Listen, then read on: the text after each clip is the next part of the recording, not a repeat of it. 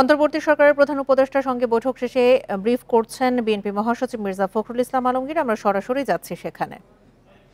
ভুয়া নির্বাচন, ব্যর্থ নির্বাচন, আপনার একটা পক্ষপাতদুষ্ট নির্বাচন করার অভিযোগে তাদেরকে আইনের আওতায় আনার কথা বলেছি। আমরা বিচারপতি খায়রুল হক, যিনি আমরা মনে করি যে নির্বাচন ব্যবস্থাকে ধ্বংস করার জন্য মূল হোতা, তিনি তত্ত্বাবধায়ক সরকার আইন বাতিল করার মূল নায়ক ছিলেন, তার বিরুদ্ধে আমরা আইনগত ব্যবস্থা নেওয়ার কথা বলেছি রাষ্ট্রদ্রোহিতার অপরাধে। আমরা লক্ষ্য করেছি যে প্রশাসন থেকে অত্যন্ত দুর্ভাগ্যজনকভাবে এই প্রায় 2 মাস হতে চলেছে, আগামী 8 তারিখে 2 মাস হবে, এখন পর্যন্ত গত সরকারের আমলে অর্থাৎ ফ্যাসিস্ট সরকারের আমলে যারা তাদের দোসর হয়ে কাজ করেছে, তাদেরকে সহায়তা করেছে এই লুটপাট, অনাচার, অত্যাচার, মানুষের উপরে নির্যাতন, গুম খুনের ব্যাপারে, গণহত্যার ব্যাপারে, তাদের অনেকেই, বেশিরভাগই এখনো পর্যন্ত বহাল তবিয়তে তার স্ব জায়গায় বহাল আছে। এদেরকে অবিলম্বে তাদেরকে সরিয়ে নিরপেক্ষ ব্যক্তিদেরকে এখানে আনার কথা আমরা বলেছি। আমরা বলেছি যে আপনার জেলা প্রশাসকের ব্যাপারে আপনারা লিখেছেন, পত্রপত্রিকাগুলোতে লেখালেখি হয়েছে, সেই 59 জন জেলা প্রশাসকের মধ্যে কি করে সেটা নিয়োগ করা হলো সেটা সম্পর্কে আমরা জানতে চেয়েছি। একই সঙ্গে যাদের বিরুদ্ধে অভিযোগ উঠেছে তাদেরকে নিয়োগ বাতিল করে দেওয়ার জন্য আমরা বলেছি। আমরা নতুন ফিট লিস্ট করার কথা বলেছি যোগ্য ব্যক্তিদের দিয়ে। আমরা চুক্তিভিত্তিক কত কিছু নিয়োগ বাতিল করার জন্য আমরা প্রস্তাব দিয়েছি। আমরা বিশেষ করে এই অন্তর্বর্তী সরকারের মধ্যেও 2-1 জন আছেন যারা অন্তর্বর্তী সরকার এবং আপনার যে গণ-অভ্যুত্থান বিপ্লবের যে মূল স্পিরিট সেটাকে ব্যাহত করছে, তাদেরকে সরানোর কথা বলে এসেছি। আর আমরা যারা পদোন্নতি বঞ্চিত হয়েছে সরকারি কর্মকর্তা 15 বছর ধরে, তাদেরকে ভূতাপেক্ষ পদোন্নতি নিশ্চিত করার কথা আমরা বলে এসেছি। এই ছিল আমাদের আপনার মোটামুটি আপনার বক্তব্য, পয়েন্ট ভিত্তিক, হ্যাঁ। এবং আপনার বিচার বিভাগের ব্যাপারে আমরা খুব পরিষ্কার করে যেটা বলেছি সেটা হচ্ছে যে এই বিচার বিভাগে হাইকোর্ট বিভাগ, যেটা এখন পর্যন্ত কোনো পরিবর্তন হয়নি, এবং হাইকোর্ট বিভাগের বেশিরভাগ নিয়োগই ছিল কিন্তু আপনার দলীয় ভিত্তিতে, এবং প্রায় 30 জন বিচারককে বহাল তবিয়তে তারা কাজ করছে এখনো। এদের ব্যাপারে ব্যবস্থা নেওয়ার জন্য, প্রয়োজনীয় আইনগত ব্যবস্থা নেওয়ার জন্য আমরা কথা বলেছি। এই কিছু দলকানা বিচারক যারা আছেন তাদেরকে অপসারণ করার কথা বলেছি। আর অতি দ্রুত আমরা পিপিজিপি নতুন নিয়োগ করার কথা বলেছি। আরেকটা আমরা লক্ষ্য করেছি যে যাদেরকে অভিযোগে গ্রেপ্তার করা হচ্ছে সুনির্দিষ্ট অভিযোগের ভিত্তিতে, হয়তোবা আপনার দুর্নীতি অথবা হত্যা, এইসব সুনির্দিষ্ট মামলায় যাদেরকে গ্রেপ্তার করা হচ্ছে তাদেরকে আমরা দেখতে পাচ্ছি যে জামিন দেওয়া হচ্ছে। এটা অত্যন্ত উদ্বেগজনক বিষয়টা আমরা দেখার জন্য বলেছি। আমরা 2007 সাল থেকে 24 সাল পর্যন্ত 5ই আগস্ট পর্যন্ত আওয়ামী লীগের আমলে দায়েরকৃত সকল মিথ্যা মামলা, গায়েবী, ভুয়া, সাজানো, রাজনৈতিক উদ্দেশ্যে প্রণোদিত মামলাগুলোকে প্রত্যাহারের জন্য আমরা নীতিগত সিদ্ধান্ত ঘোষণা ও প্রত্যাহারের প্রয়োজনীয় ব্যবস্থা গ্রহণ করার কথা বলেছি। কিছু আমলা, কিছু আপনার পুলিশ কর্মকর্তা, কিছু শুনতে পাই কিছু আপনার বিভিন্ন মন্ত্রণালয়ের লোকজনেরা এবং আপনার মন্ত্রীরা তারা দেশ ছেড়ে পালিয়ে যাচ্ছে। কিভাবে পালাচ্ছে, কার সহযোগিতায় পালাচ্ছে, সেই বিষয়গুলো আমরা দেখার জন্য বলেছি। আর একটা বিষয় আমরা জোর দিয়ে বলেছি যে আজকে পতিত ফ্যাসিবাদী প্রধান শেখ হাসিনা ভারতে আছেন। ভারতে থেকে তাকে কেন্দ্র করে তার মাধ্যমে যে সমস্ত ক্যাম্পেইন চলছে, প্রচারণা চলছে, যে অপপ্রচার চলছে, সেই বিষয়গুলো হতে পারছে এই জন্য যে সে ভারতে আছে। এই বিষয়টাকে ভারতের সরকারের সঙ্গে আলোচনা করার জন্য এবং তাকে ওই অবস্থা থেকে সরিয়ে দেওয়ার জন্য আমরা সরকারকে অনুরোধ করেছি। তারা ভারত সরকারের সঙ্গে এটা নিয়ে কথা বলবে। সেই সঙ্গে পার্বত্য চট্টগ্রামে যে ধরনের অস্থিরতা সৃষ্টি করার চেষ্টা করা হচ্ছে সেটাও আমরা কিন্তু আপনার বলেছি যে পার্বত্য চট্টগ্রামের ব্যাপারটাকে আরও গভীরভাবে দেখে সেখানে কারা এই ঘটনাগুলোর সঙ্গে জড়িত তাদের বিরুদ্ধে ব্যবস্থা নেওয়ার জন্য আমরা কথা বলেছি। কোনটা বাড়তেছে? আরেকটি কথা আমি বলি যে আপনার গুম খুনের সঙ্গে যারা জড়িত তারা এখনো ধরাছোঁয়ার বাইরে, তাদেরকে খুব কম, একমাত্র জিয়াউল হাসান ছাড়া আর কাউকেই ধরা হয়নি। আমরা মনে করি যে অবিলম্বে, দাবি জানিয়েছি যে অবিলম্বে তাদের সঙ্গে চিহ্নিত করে তাদেরকে গ্রেপ্তার করা হোক এবং তাদের বিরুদ্ধে ব্যবস্থা নেওয়া হোক।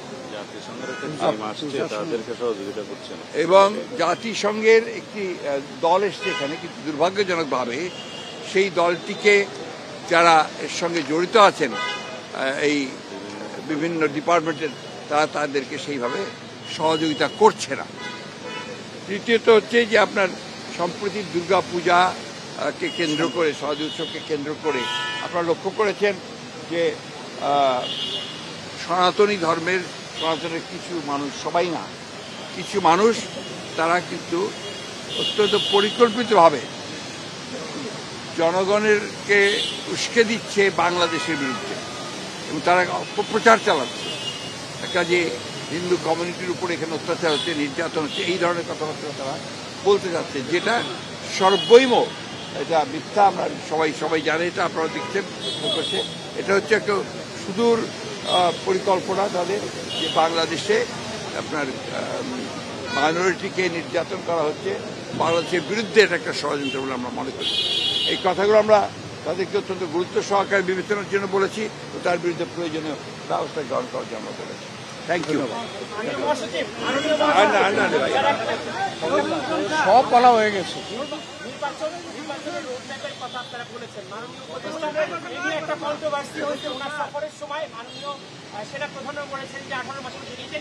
ভাই, আমি এই মাস দিনকাল নিয়ে কথা বলি না। উনি আমাদেরকে যেটা বলেছেন, যেটা আমাদের 1 নম্বর প্রায়োরিটি, নির্বাচন অনুষ্ঠান তাদের 1 নম্বর প্রায়োরিটি কথা আজকে বলেছেন। সবকিছু অত্যন্ত সহৃদয়তার সঙ্গে তারা দেখছেন এবং তারা মনে করেন আমাদের দাবিগুলো হচ্ছে জনগণের দাবি, আমাদের দাবিগুলো তাদেরও দাবি।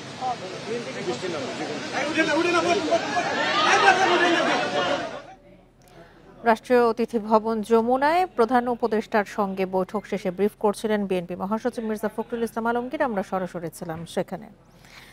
চলে যাচ্ছি পরের খবরে। বন্যার অবনতি হয়েছে শেরপুর, ময়মনসিংহে, 2 জেলায়। এরই মধ্যে প্লাবিত প্রায় 300 গ্রাম, পানিবন্দী কমপক্ষে 1,35,000 মানুষ। পরিস্থিতি মোকাবেলায় ঝিনাইগাতি ও নালিতাবাড়ির সব শিক্ষা প্রতিষ্ঠানকে আশ্রয় কেন্দ্র ঘোষণা করেছে প্রশাসন। উদ্ধার কাজের পাশাপাশি চলছে ত্রাণ বিতরণ। পানির তোরে ডুবছে শেরপুরের লোকালয় রাস্তাঘাট, বেড়েছে মহারশী, সোমেশ্বরী, চেল্লাখালী, ভোগাই ও মৃগী নদীর পানি বইছে বিপদসীমার উপরে।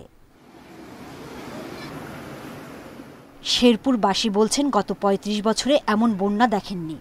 হঠাৎ করে এই পানি বাড়ায় দিশেহারা অবস্থা, দেখা দিয়েছে খাবার বিশুদ্ধ পানির সংকট। বাড়িঘর ছেড়ে খোলা আকাশের নিচে আশ্রয় নিতে হয়েছে অনেককেই। রান্না বান্না নেই, খাওয়া দাওয়া নেই, গ্যাস নাই, কুকার নাই, কিছু নাই, রান্না করা হয় না, খাওয়া যাচ্ছে না। এই ধরনের বন্যা দেখেন একাইতের মধ্যেই এরকম পানি হয়ে গেছে। ধান আঙ্গুর চলাই গেছে, মনে করেন আমরা কি করি খামু, বাড়ি ঘর চলাইছে। এদিকে পানিবন্দীদের উদ্ধারের পাশাপাশি ত্রাণ দেওয়া হচ্ছে বলে জানিয়েছে প্রশাসন। আমরা শুকনো খাবারের ব্যবস্থা করছি, পাশাপাশি আমাদের আরো অতিরিক্ত চাহিদার জন্য আমরা জেলা প্রশাসন বরাবর লিখেছি। আমরা বরাদ্দ পাওয়া মাত্রই আমরা সেগুলো পানিবন্দী পরিবারগুলোর মধ্যে বিতরণ করব। নাজুক ময়মনসিংহের অবস্থাও, নেতাই নদীর বাঁধ ভাঙা পানিতে ভাসছে ধোবাউড়া। বাড়িঘর তলিয়ে পানিবন্দী 20 গ্রামের অন্তত 10,000 মানুষ। হালুয়াঘাটের 12 ইউনিয়নে পানিবন্দী 75,000।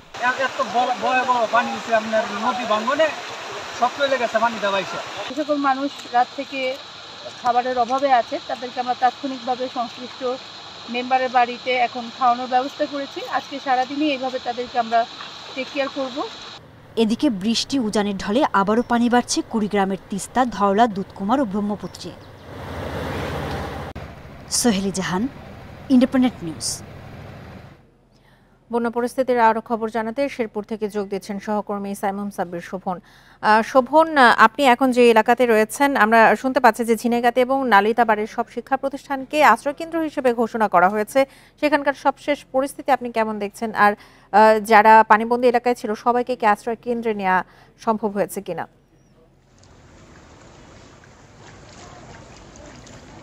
দেখুন আজকে সকাল থেকে প্রচুর পরিমাণে বৃষ্টি ছিল, তো দুপুর 2টার পর থেকে বৃষ্টি নেই বললেই চলে, আকাশ রৌদ্র ছিল। তো পানি উন্নয়ন বোর্ডের নির্বাহী প্রকৌশলীর সাথে আমার কিছুক্ষণ আগে কথা হয়েছে, তিনি যেটি জানিয়েছেন যে পানি উজানের দিকে কমতে থাকলেও পানি এখন দ্রুত গতিতে ভাটির দিকে বাড়ছে। এই ভাটির দিকে পানি বাড়ার জন্য কিন্তু আসলে পানিবন্দীর সংখ্যাও বাড়ছে, দুর্ভোগও বাড়ছে, আর এদিক দিয়ে মৃত্যুর সংখ্যা বাড়ছে। গতকাল থেকে আজ বেলা 12টা পর্যন্ত বন্যার জন্য 3 জন মারা গেল, এখন সর্বশেষ আরও 1 জনের মৃত্যু হয়েছে। তো সব মিলিয়ে শেরপুরে এবারে বন্যায় 4 জনের মৃত্যু হয়েছে, আর পানিবন্দী সংখ্যা বেড়ে দাঁড়িয়েছে 1 লাখে। তো এই 1 লাখ মানুষকে আসলে আশ্রয় কেন্দ্রে নেওয়া সম্ভব হয়নি। এই বিষয়ে জেলা প্রশাসকের সাথে আমার কথা হয়েছে, তিনি যেটি জানিয়েছেন যে আসলে উদ্ধার সরঞ্জাম তাদের কাছে সংকট রয়েছে। এই উদ্ধার সরঞ্জাম সংকট থাকার জন্য তারা আসলে জামালপুর সহ আশেপাশের জেলা থেকে উদ্ধার সরঞ্জাম সংগ্রহ করে তারপরে আজ ঠিক দুপুরের পর থেকে জেলা প্রশাসন উদ্ধার কার্যক্রম শুরু করে। তো এই কম সময়ের মধ্যে আসলে এত মানুষকে উদ্ধার করা কিছুটা একটু সময় সাপেক্ষর ব্যাপার। তো সব মিলিয়ে জেলা প্রশাসন বলছে যে তারা আসলে মাঠে আছেন কাজ করার জন্য, আর বৈরী আবহাওয়ার জন্য তাদের কাজ করতে কিছুটা বেগ পেতে হচ্ছে। আর ত্রাণের বিষয়ে একটু বলতে চাই, জেলা প্রশাসক যেটি আমাকে জানিয়েছে যে তারা গতকাল সন্ধ্যা থেকে ত্রাণ বিতরণ কার্যক্রম শুরু করে, তো আজ ঠিক সকাল 10টা পর্যন্ত তারা 1 থেকে 1,500 প্যাকেট ত্রাণ বিতরণ করেন। তো তাদের কাছে এছাড়াও 5,000 প্যাকেট শুকনো খাবার মজুদ আছে, তারা আসলে ত্রাণের চাহিদা মাপে সেই ত্রাণ বিতরণ করবেন। মূলত এই ছিল আমার কাছে সার্বিক তথ্য। শেরপুর থেকে প্লাবিত এলাকার সবশেষ তথ্য নিয়ে জানাচ্ছিলেন সহকর্মী সাইমন সাব্বির। টানা বৃষ্টিতে দেশের বিভিন্ন এলাকায় জলাবদ্ধতা সৃষ্টি হয়েছে, বাড়িঘর রাস্তাঘাট তলিয়ে ভোগান্তিতে মানুষ, কোথাও কোথাও ফসলের জমি তলিয়ে ক্ষতির মুখে কৃষক। চাঁদপুরে ভারী বৃষ্টিতে পৌর শহর সহ বিভিন্ন এলাকায় তৈরি হয়েছে জলাবদ্ধতা। এদিকে লক্ষ্মীপুরের সদর উপজেলা থেকে 1.5 মাসেও পুরোপুরি নামেনি বন্যার পানি, এতে ভোগান্তিতে লক্ষাধিক মানুষ। এর মধ্যে টানা 3 দিনের বৃষ্টিতে লক্ষ্মীপুর পৌরসভা সহ বিভিন্ন এলাকায় নতুন করে জলাবদ্ধতা সৃষ্টি হয়েছে। এছাড়া ফসলের মাঠ তলিয়ে ক্ষতির শঙ্কায় কৃষক। ভারী বৃষ্টিতে জলাবদ্ধতা সৃষ্টি হয়েছে টাঙ্গাইল পৌর শহরেও, বাড়িঘরে পানি ঢোকার পাশাপাশি রাস্তাঘাট তলিয়ে থাকায় ভোগান্তিতে স্থানীয়রা। টানা বৃষ্টিতে ঢাকার দোহার ও নবাবগঞ্জ উপজেলার বেশ কয়েকটি এলাকাতেও জলাবদ্ধতা সৃষ্টি হয়েছে।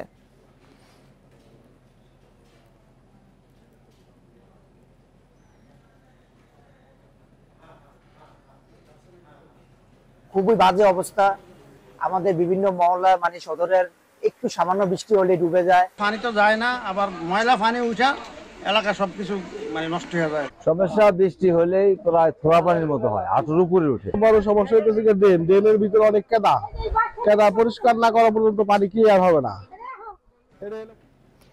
চাঁদপুরে সকাল 9টা পর্যন্ত 24 ঘন্টায় 250 মিলিমিটার বৃষ্টিপাত রেকর্ড করা হয়েছে। এতে পৌর শহর সহ বিভিন্ন এলাকায় তৈরি হয়েছে জলাবদ্ধতা। এ নিয়ে আরো জানাতে চাঁদপুর থেকে যোগ দিচ্ছেন সহকর্মী মনিরুজ্জামান বাবলু।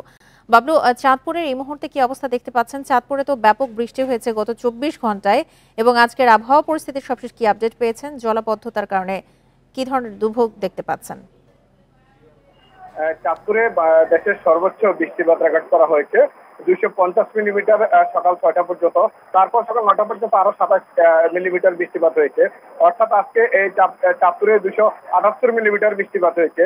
এতে জনদুর্ভোগ খুবই দুর্ভোগ পোহাচ্ছে শহর এবং বিভিন্ন উপজেলার বাসিন্দারা। আমি এখন যে সড়কটিতে রয়েছি চাঁদপুর শহরের একেবারে প্রাণকেন্দ্র যে নাজিরপাড়া এই এলাকায়, বৃষ্টি কিন্তু দুপুরের পর থেকে হচ্ছে না, কিন্তু তারপরেও কিন্তু জলাবদ্ধতার যে শিকার এই নাজিরপাড়া এলাকার সকল মানুষ। আমি সেই স্থানটিতে দাঁড়িয়েছি। এই নাজিরপাড়া ছাড়াও শহরের বিভিন্ন সড়কে কিন্তু আজকে জলাবদ্ধতার শিকার হয়েছে, মানুষ দুর্ভোগে পড়ছে। এছাড়াও জেলার বাইরে উপজেলা শহরগুলোর মধ্যে মতলব বাজার এবং হাজীগঞ্জ বাজার এবং ফরিদগঞ্জ উপজেলা আমরা জানি যে জলাবদ্ধতা দীর্ঘ আগস্ট মাস এবং সেপ্টেম্বর মাস জলাবদ্ধতা তারা অনেক দুর্ভোগে পড়েছে, কিন্তু এই বৃষ্টির কারণে তাদের দুর্ভোগ আরো বেড়েছে। কৃষি অফিস বলেছে দুর্ভোগের কারণে কিন্তু আগাম যে সবজি চাষ সেটি আর হচ্ছে না বলে তারা জানিয়েছেন। এছাড়া সারাস্তি উপজেলাতেও জলাবদ্ধতা এবং বন্যার কারণে আজকের এই বৃষ্টিতে তারা যারা বাড়ি ফিরে গেছেন তারা কিন্তু তা ঘুরে দাঁড়ানোর যে চেষ্টা সেটি আর হচ্ছে না। জলাবদ্ধতার কারণে আসলে পৌরবাসীরা ধরছেন যে গত 2 মাস ধরে কিন্তু পৌরসভার যে কার্যক্রম, প্রশাসনিক যে কার্যক্রম সেটি কিন্তু স্থবির হয়ে পড়েছিল। নতুন যে প্রশাসক দেওয়া হয়েছিল, নতুন প্রশাসকদের মাধ্যমে তারা দাবি করছেন যে এই ড্রেনেজ ব্যবস্থাগুলো দ্রুত সংস্কার করা হোক এবং সংস্কার করা হলেই বৃষ্টির পানিটি সেই ড্রেনেজ ব্যবস্থা দিয়ে সরে যাবে এবং মানুষের দুর্ভোগ কমবে। এই দুর্ভোগের কারণে কিন্তু মানুষের প্রতিদিনের যে যান চলাচলের যে ব্যবস্থা, শিক্ষার্থীদের যে স্কুলে যাওয়া, প্রাইভেটে যাওয়া এবং ডাক্তারের কাছে যাওয়া, সবকিছু মিলে মানুষের যে স্বাভাবিক জীবন সেটি কিন্তু ব্যাহত হচ্ছে। আর এর ফলে কিন্তু বিভিন্ন আমরা বাটার দরেও দেখেছি সেখানে দ্রব্যমূল্যের দামও কিন্তু বেড়েছে। চাঁদপুরে জলাবদ্ধতার আমার কাছে এই ছিল সর্বশেষ। চাঁদপুর থেকে জলাবদ্ধ এলাকার সবশেষ তথ্য নিয়ে জানাচ্ছিলেন সহকর্মী মনিরুজ্জামান বাবলু। চট্টগ্রামে আবারও তেলবাহী জাহাজে আগুন, তবে একে নাশকতা বলে সন্দেহ রাষ্ট্রায়ত্ত জাহাজ পরিচালনা সংস্থা বাংলাদেশ শিপিং কর্পোরেশনের। তদন্তে 8 সদস্যের কমিটিও করেছে তারা। পাশাপাশি জানিয়েছে জ্বালানি নিরাপত্তা নিয়ে উদ্বেগ। গত সোমবার আগুন লাগে আরেক তেলবাহী জাহাজ বাংলার জ্যোতিতে। এতে 2টি জাহাজই তেল পরিবহনে অকেজো হলো। এদিকে এই ঘটনায় 47 জনকে জীবিত উদ্ধার করা হয়েছে। মৃত্যু হয়েছে সাদেক নামে এক ক্রুর। মাঝ সমুদ্রে নোঙর করা জাহাজে হঠাৎ বিস্ফোরণ, মধ্যরাতে আগুনের শিখায় আলোকিত চারপাশ। কিছু বুঝে ওঠার আগেই শিপিং কর্পোরেশনের তেলবাহী জাহাজ বাংলার সৌরভে ছড়িয়ে পড়ে সেই আগুন। ফায়ার সার্ভিসের কাছে খবর পেয়ে পতেঙ্গা বন্দরে বহির্নোঙরে আসে নৌবাহিনীর কমান্ডো দল সহ 3টি জাহাজ। তাদের সঙ্গে যোগ দেয় কোস্টগার্ড ও চট্টগ্রাম বন্দরের উদ্ধারকারী জাহাজও। তবে এরই মধ্যে আতঙ্কে ঝাঁপ দেন অনেকেই। পরে 47 জনকে জীবিত উদ্ধার আর আহত ক্রু সাদেককে হাসপাতালে নিলে মৃত ঘোষণা করেন চিকিৎসক। ঢেউ আসলো, যখন রুনিং করার পরে হঠাৎ করে আগুন ধরে গেল। আগুন তখন চিৎকার মারছে, রুম থেকে বেরিয়ে নিচে নেমে গেছে। বিস্ফোরণের পরে অনেক জায়গায় আগুন ছড়াইছিল, এই জন্য আমরা ওইদিকে পিছন দিকে এসে নামার জন্য দাঁড়াইছি। অপরিশোধিত তেল মাদার ভেসেল থেকে শোধনের জন্য ইস্টার্ন রিফাইনারিতে নেওয়ার কাজে ছিল দুর্ঘটনায় পড়া বাংলার সৌরভ। এ সময় জাহাজটিতে ছিল 11,600 মেট্রিক টন অপরিশোধিত তেল। এর আগেই শিপিং কর্পোরেশন একটা সিদ্ধান্ত অনুযায়ী আজকেই তাদের শেষ যাত্রা ছিল। আজকে এই তেলটা ডিসচার্জ করার পরে এই জাহাজটা আদৌ ব্যবহার করার আর কোনো পরিকল্পনা ছিল না। সেই অনুযায়ী হয়তো এটা ব্যবহার করা নাও হতে পারে, কিন্তু জাহাজের ইঞ্জিন এবং অন্যান্য মেশিনারিজ ঠিক আছে। এদিকে এই ঘটনাকে নাশকতা বলে ধারণা করছে বাংলাদেশ শিপিং কর্পোরেশন। তদন্তে গঠন করা হয়েছে 8 সদস্যের কমিটি। অনুসন্ধানে দেখা গেছে জাহাজে 4টা পয়েন্টে একসাথে সিকোয়েন্সিয়াল ফায়ার হয়। তো অনুসন্ধানের আগে আমি ডিটেলস বলতে চাই না, আর বেশি হাইপোথিসিসও বলতে চাই না, বাট আমি বলতে চাই যে এখানে আমরা ধারণা করছি নাশকতামূলক কর্মকাণ্ডের সংশ্লিষ্ট যথেষ্ট বেশি। এর আগে 30 সেপ্টেম্বর বাংলাদেশ শিপিং কর্পোরেশনের আরেক জাহাজ বাংলার জ্যোতিতে বিস্ফোরণ ও আগুনে মৃত্যু হয় 3 জনের। Independent news. মাত্র 5 দিনের ব্যবধানে বাংলাদেশ শিপিং কর্পোরেশন বিএসসির জ্বালানি তেলবাহী 2টি জাহাজে বিস্ফোরণ ও আগুন লাগার ঘটনায় জ্বালানি তেল পরিবহন নিয়ে শঙ্কা তৈরি হয়েছে। প্রশ্ন উঠেছে বন্দরের বহির্নোঙরের নিরাপত্তা নিয়েও। এই অবস্থায় বিকল্প ব্যবস্থার তেল পরিবহনের কথা বলছে বিএসসি। এই বন্দরের নিরাপত্তা নিয়েও নড়ে চড়ে বসেছে কর্তৃপক্ষ। বাংলাদেশের রাষ্ট্রায়ত্ত শিপিং কোম্পানি বিএসসি সংস্থাটির বহরে আছে 5টি তেলবাহী জাহাজ। এর মধ্যে সবচেয়ে পুরনো 2টি জাহাজ বাংলার জ্যোতি ও বাংলার সৌরভ। এই 2টি জাহাজ বহির্নোঙরে মাদার ভেসেল থেকে ইস্টার্ন রিফাইনারিতে অপরিশোধিত তেল পরিবহন করে। গত 30 সেপ্টেম্বর বাংলার জ্যোতি জাহাজে বিস্ফোরণের ঘটনা ঘটে। এর ঠিক 5 দিনের মাথায় বাংলার সৌরভ জাহাজে শুক্রবার রাতে আগুন লাগে। ফলে 2টো জাহাজে জ্বালানি তেল পরিবহন এখন পুরোপুরি বন্ধ, যা দেশের একমাত্র পরিশোধন কোম্পানি ইস্টার্ন রিফাইনারিতে তেল পরিবহনে সংকট তৈরি করেছে। তবে বাংলাদেশ শিপিং কর্পোরেশন কর্তৃপক্ষ বলছে বিকল্প ব্যবস্থা নেওয়া হয়েছে। প্রাথমিক সিদ্ধান্ত গ্রহণ করেছিলাম যে জ্যোতি এবং সৌরভের would be the last service, এবং সেই কারণে আমরা আমাদের যেহেতু বাংলাদেশ বিপিসির সমস্ত ক্রুড অয়েল আমরা আমদানি করি এবং তাদেরকে ইস্টার্ন রিফাইনারিতে পৌঁছে দিই, এই জন্য আমরা অলরেডি বিদেশে জাহাজ চার্টারও করেছি। শুক্রবার রাতে দুর্ঘটনার পর 2টো জাহাজের বদলে এখন একটি জাহাজ দিয়ে অপরিশোধিত তেল বহন করতে হবে বিএসসিকে। যদিও ভাড়া নেওয়া জাহাজকে আগের জাহাজগুলো থেকে বেশি ধারণ ক্ষমতা সম্পন্ন বলে দাবি সংস্থাটির। আমরা অলরেডি হায়ার করেছি, চার্টার করেছি এবং একটা উইথ হায়ার ক্যাপাসিটি, যা একই সময় লাগবে। 2টা জাহাজে যে সময় লাগতো একটা জাহাজ দিয়ে আমরা সেই সময় দিতে পারবো। এটা প্রায় 30,000 টনের জাহাজ। এদিকে বন্দর চ্যানেল ও বহির্নোঙরে এমন দুর্ঘটনায় বন্দরের নিরাপত্তা নিয়েও প্রশ্ন উঠেছে। সতর্কতার পাশাপাশি নিরাপত্তা ব্যবস্থা জোরদার করার কথা বলছে চট্টগ্রাম বন্দর। এনি মুভমেন্ট ইনসাইড দি পোর্ট আমরা ধরে নেব, এটা প্রথমে আমরা সন্দেহ করবো হয় হি ইজ দেয়ার। এই জিনিসটাকে করে সার্বক্ষণিকভাবে আমরা অ্যানালাইটিক্যাল একটা অ্যানালাইসিস করছি এবং প্রতিনিয়তই এই জিনিসটা মনিটর করে আমরা আমাদের চট্টগ্রাম বন্দরের নিরাপত্তা ব্যবস্থা নিশ্চিত রেখে দিচ্ছি। বাংলার জ্যোতি জাহাজে বিস্ফোরণ ও আগুন লাগার ঘটনায় প্রাথমিক তদন্তে সেখানে গ্যাস জমে ওই বিস্ফোরণ হয়েছে বলে জানায় বিএসসি। আর শুক্রবার বাংলার সৌরভে আগুনের ঘটনাকে নাশকতা হিসেবে ধারণা তাদের। Abdullah Rakib, independent news, Chittagong. সেপ্টেম্বরে চাঁদপুরে ডেঙ্গু রোগ শনাক্ত হয় 179 জনের, তবে অক্টোবরের প্রথম 3 দিনেই আক্রান্ত হয়েছেন 50 জন। স্থানীয়দের দাবি, বন্যার পানি নেমে যাওয়ার পর বেড়েছে এই রোগের প্রকোপ। এরই মধ্যে হাসপাতালে আলাদা ওয়ার্ড খোলা হয়েছে, চালু করা হয়েছে হেল্প ডেস্কও। জ্বরের সঙ্গে অন্যান্য জটিলতা দেখা গেলে দ্রুত রোগী হাসপাতালে নেয়ার পরামর্শ চিকিৎসকদের। চাঁদপুরের শাহরাস্তি উপজেলায় বাড়ি থেকে বন্যার পানি নেমে যাওয়ার পর জ্বরে আক্রান্ত হন বিল্লাল হোসেন। অবস্থার অবনতি হওয়ায় ভর্তি করা হয় চাঁদপুর জেনারেল হাসপাতালে। ধরা পড়ে ডেঙ্গু। অক্টোবরের প্রথম 3 দিনে জেলার অর্ধশত মানুষের ডেঙ্গু শনাক্ত হয়। সেপ্টেম্বরে হাসপাতালে চিকিৎসা নেন 179 জন, এদের মধ্যে বেশিরভাগই পুরুষ। যখন বন্যার পানি কমে যাচ্ছে তখনই আমার গায়ে জ্বর আসছে আর শাহরাস্তি হাসপাতালে পরীক্ষা করে দেখি যে আমার ডেঙ্গু। 3 দিন বাসা জ্বরে ভুগছি, জ্বরে ভোগার পর গ্রামের ডাক্তারখানা ওষুধ খেয়েছি, কোনো কমে নাই। তারপর মেডিকেলে আইসি, চট্টগ্রাম থেকে চাঁদপুরে এদিকে ভর্তি হয়েছি।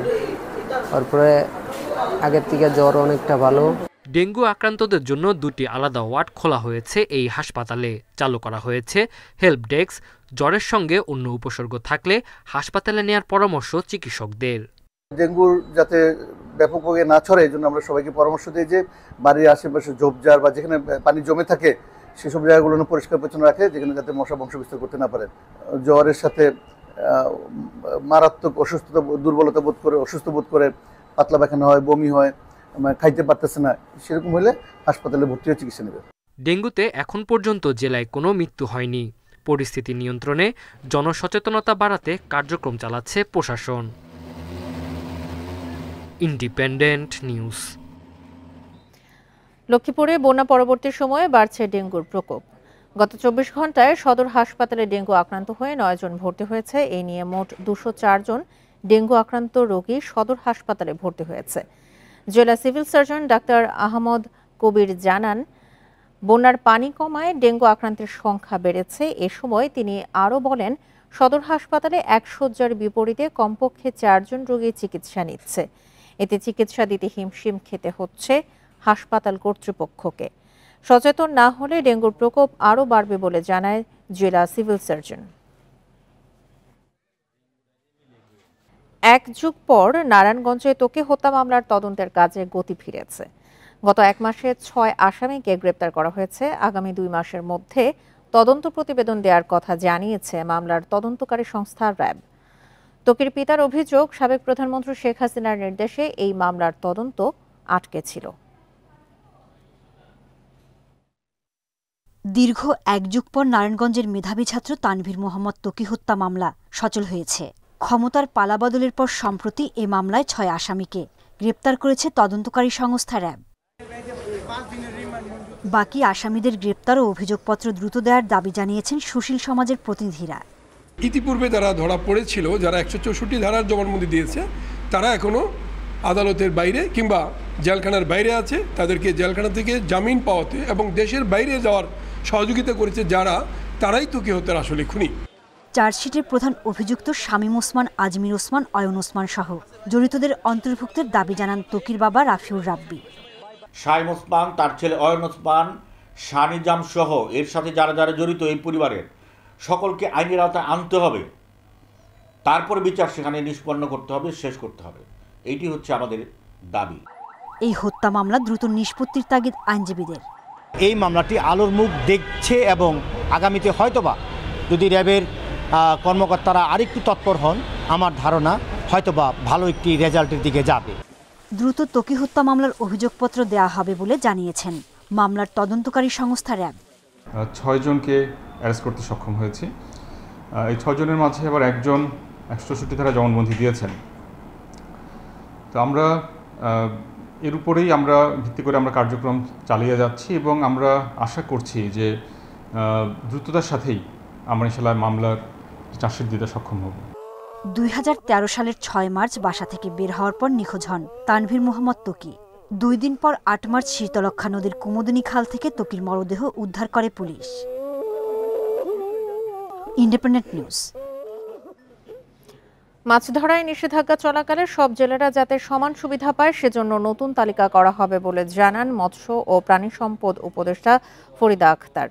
দুপুরে শরীয়তপুরের নড়িয়া সুরেশ্বর লঞ্চ ঘাট এলাকায় সচেতনতা সভায় এ কথা বলেন তিনি।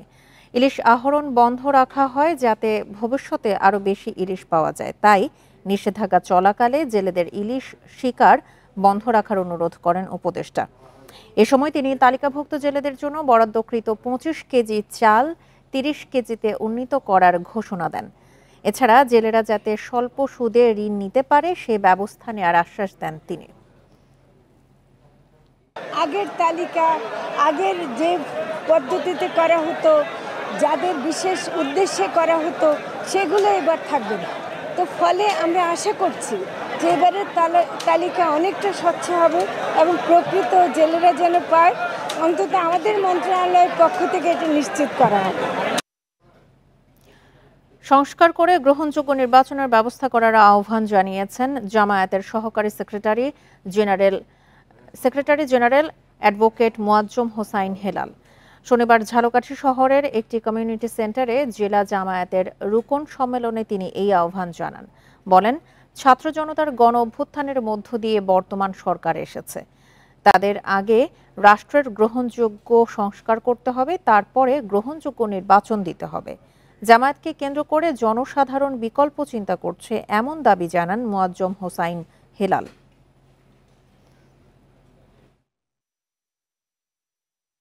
আগে গ্রহণযোগ্য মানের সংস্কার এবং সেই সাথে পরবর্তীতে গ্রহণযোগ্য মানের সরকার গঠনের জন্য প্রয়োজনীয় ব্যবস্থা তারা গ্রহণ করবে, সেটা হচ্ছে নির্বাচন।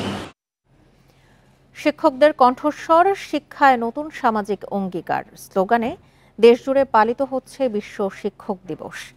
সাভারে এই উপলক্ষে বের করা হয় আনন্দ র্যালি। এতে শিক্ষক, অভিভাবক, রাজনৈতিক ব্যক্তি সহ সমাজের সচেতন নাগরিকরা অংশ নেন। হিলিতে শহরে র্যালি শেষে আলোচনা সভার মধ্য দিয়ে পালিত হয়েছে দিনটি। সভায় বক্তারা বিশ্ব শিক্ষক দিবসের তাৎপর্য তুলে ধরেন। নাটোরেও শোভাযাত্রা ও আলোচনা সভা হয়েছে। এছাড়া টাঙ্গাইল, মানিকগঞ্জ, ঝালকাঠি, ঝিনাইদহ সহ বিভিন্ন জেলায় শিক্ষকের দায়িত্ব ও মর্যাদা তুলে ধরে নানা আয়োজন করা হয়।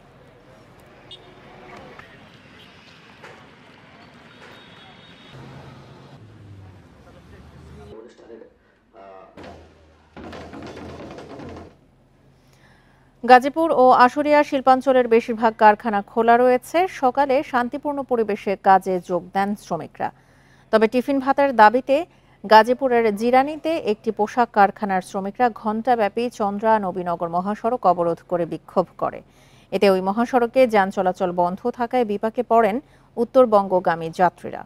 শিল্প পুলিশ জানায়, গত কয়েকদিন ধরে আইরিশ কারখানায় শ্রমিক অসন্তোষ চলছিল। বেলা 11টার দিকে টিফিন ভাতার দাবিতে আন্দোলনে নামেন শ্রমিকরা। এছাড়া এখানকার বেশিরভাগ কারখানায় সকাল থেকে বৃষ্টি উপেক্ষা করে শ্রমিকরা কাজে যোগ দেন। অন্যদিকে আশুলিয়া শিল্পাঞ্চলের 5টি কারখানা ছাড়া বাকি 1858টি কারখানার উৎপাদন চলছে। যে কোনো ধরনের অপ্রীতিকর ঘটনা এড়াতে সতর্ক অবস্থায় আছে আইন শৃঙ্খলা বাহিনীর সদস্যরা।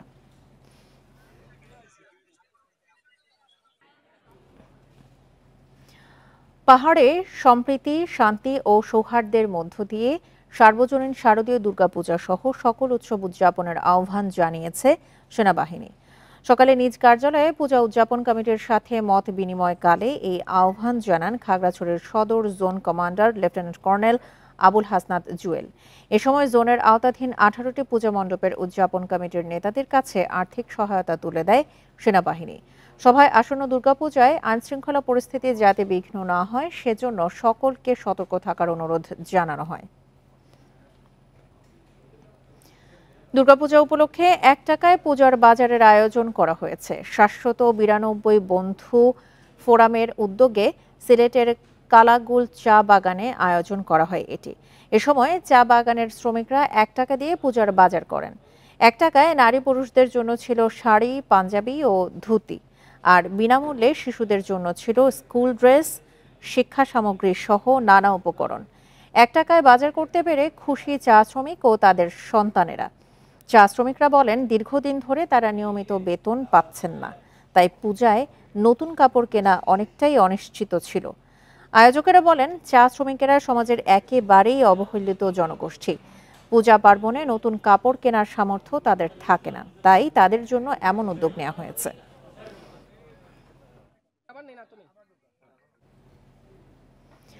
ফরিদপুরের বিভিন্ন বাজারে সরকার নির্ধারিত দামে ডিম বিক্রির তদারকি করতে অভিযান চালিয়েছে ভোক্তা অধিকার সংরক্ষণ অধিদপ্তর। সকালে শহরের চক বাজার এলাকায় ভোক্তা অধিকার সংরক্ষণ অধিদপ্তরের সহকারী পরিচালক সোহেল শেখের নেতৃত্বে এই অভিযান পরিচালনা করা হয়। ভোক্তা অধিকার সংরক্ষণ অধিদপ্তরের সহকারী পরিচালক সোহেল শেখ জানান, ডিমের সরকারি মূল্য বাস্তবায়নের লক্ষ্যে এই অভিযান পরিচালনা করা হয়েছে। সরকার কিছুদিন আগে প্রতিটি ডিমের দাম 11 টাকা 87 পয়সা নির্ধারণ করে দিলেও বাজারে ডিম বিক্রি হচ্ছে 13 থেকে 15 টাকা দরে। অভিযানে মূল্য তালিকা না থাকা এবং বেশি দামে ডিম বিক্রির অভিযোগে একতা ট্রেডার্সকে 10,000 টাকা জরিমানা করা হয়। এছাড়া ডিম মজুদের তথ্যে কয়েকটি বাসায় অভিযান চালায় ভোক্তা অধিকার সংরক্ষণ অধিদপ্তর। রাঙামাটিতে সহিংসতা, হত্যা, অগ্নিসংযোগ ও ভাঙচুরের মামলায় 4 জনকে গ্রেপ্তার করেছে পুলিশ। শুক্রবার জেলার বিভিন্ন স্থানে অভিযান চালিয়ে তাদের গ্রেপ্তার করা হয়। পুলিশ জানিয়েছে, তথ্য প্রযুক্তি ও গোয়েন্দা তথ্যের ভিত্তিতে বৃহস্পতিবার রাতে খাগড়াছড়ির মানিকছড়ি উপজেলায় থেকে নিহত অনিক কুমার চাকমা হত্যা মামলার আসামি রুবেলকে গ্রেপ্তার করে। শুক্রবার তাকে রাঙামাটিতে নিয়ে আসা হয়। একই দিন বিকেলে শহরের রিজার্ভ এলাকা থেকে আবরার নামে আরেক আসামিকে গ্রেপ্তার করে পুলিশ। এছাড়া অভিযান চালিয়ে অগ্নিসংযোগ ও ভাঙচুর মামলার 2 আসামিকে গ্রেপ্তার করে পুলিশ। আওয়ামী লীগের সাবেক এমপি আব্দুল ওয়াদুদের মালিকানাধীন বিনোদন পার্ক সংলগ্ন আমবাগান থেকে 17টি ককটেল উদ্ধার করেছে যৌথ বাহিনী। দুপুরে চাঁপাইনবাবগঞ্জে দক্ষিণ শহর এলাকায় অভিযান চালিয়ে ককটেলগুলো উদ্ধার করা হয়। বিজিবির 53 ব্যাটালিয়নের অধিনায়ক মনিরুজ্জামান বলেন, গোয়েন্দা তথ্যের ভিত্তিতে বিনোদন পার্কের পাশে একটি আমবাগানে অভিযান চালায় যৌথ বাহিনী। এ সময় প্লাস্টিক ব্যাগে রাখা 17টি ককটেল উদ্ধার করা হয়। তবে এই ঘটনায় কাউকে আটক করা যায়নি। এই ঘটনার পর বিজিবির টহল বাড়ানো হয়েছে। উদ্ধার করা ককটেল সদর মডেল থানায় জমা দেওয়া হয়েছে।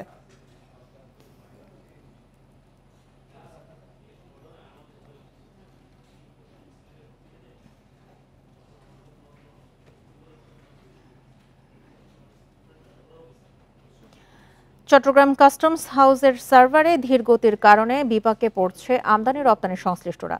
সার্ভারের অচলাবস্থার কারণে বন্দর থেকে পণ্য ছাড় ও জাহাজীকরণে দেরি হচ্ছে, যে কারণে লোকসান গুনতে হয় ব্যবসায়ীদের। সবশেষ গত সপ্তাহে 5 দিন সার্ভারের ধীরগতির কারণে অন্তত 4 কোটি টাকা বিলম্ব মাশুল দিতে হয়েছে বলে জানিয়েছেন বন্দর ব্যবহারকারীরা। দেশে আমদানি রপ্তানি বাণিজ্যে সরকারি শুল্কায়ন কার্যক্রম পরিচালিত হয় এসআইকোডা ওয়ার্ল্ড সফটওয়্যারের মাধ্যমে। এর মাধ্যমে অনলাইনে আমদানি ও রপ্তানির ঘোষণাপত্র জমা দেওয়ার পর সেটি মূল্যায়ন ও শুল্কায়ন করে কর্তৃপক্ষ। ব্যবহারকারীদের অভিযোগ, এই সফটওয়্যারের কারণে দুর্ভোগে পড়তে হচ্ছে তাদের। সফটওয়্যারের ধীরগতির কারণে নথি দাখিল করা যায় না, ফলে শুল্কায়ন প্রক্রিয়ায় দেরি হয়। এতে নেতিবাচক প্রভাব পড়ছে আমদানি রপ্তানি বাণিজ্যে। রাজস্ব বোর্ডের কারিগরি দলের সাহায্য চাইলেও পাওয়া যায় না। যখনই এই ধরনের সমস্যা হয়, জাতীয় রাজস্ব বোর্ডে এই দায়িত্বে যারা আছেন, এখানে এই আইটি পার্সনরা যারা এখানে আছেন, তারা ফোন ধরেন না, সহযোগিতা করেন না। কি হতে পারে, কবে হতে পারে, এগুলি বলাটাও তারা বাহুল্য বলে মনে করেন। সার্ভারের কারণে কিন্তু আমাদের অনেক ধরনের লস হয়। যেমন পোর্ট ড্যামারেজ দিতে হয়, অন টাইমে কাজ করতে না হলে ফ্লোর খালি যায়। আবার ফ্লোর খালি গেলে আমাদের কিন্তু প্রোডাকশন লস হয়। তবে সফটওয়্যারের ধীরগতিকে প্রযুক্তিগত সমস্যা বলছে শুল্ক কর্তৃপক্ষ। সমস্যার দ্রুত সমাধানের আশ্বাস তাদের। তো সফটওয়্যারের ক্ষেত্রে এটা হতেই পারে, আপনি যেটা আপনি মোবাইলে যদি আপনি iOS আপডেট দেন বা অন্য কোনো সফটওয়্যার আপডেট একটু স্লো ডাউন, এটা হতেই পারে। টেকনিক্যালি শুধু এটা আমার কাছে মনে এটা টু মাচ লজিক্যাল। সার্ভারের ধীরগতির ভোগান্তি থেকে মুক্তি পেতে সম্প্রতি রাজস্ব বোর্ডকে চিঠি দিয়েছে চট্টগ্রামের ব্যবসায়ীরা। অনুপম শীল, ইন্ডিপেন্ডেন্ট নিউজ, চট্টগ্রাম। আর এই ছিল এখনকার মতো সমগ্র বাংলাদেশে। ইন্ডিপেন্ডেন্ট টেলিভিশনের সব খবর আরও বিস্তারিত জানতে চোখ রাখুন ফেসবুক, ইউটিউব এবং এক্সে। এতক্ষণ সাথে থাকার জন্য ধন্যবাদ সবাইকে। আমন্ত্রণ পরের আয়োজনে।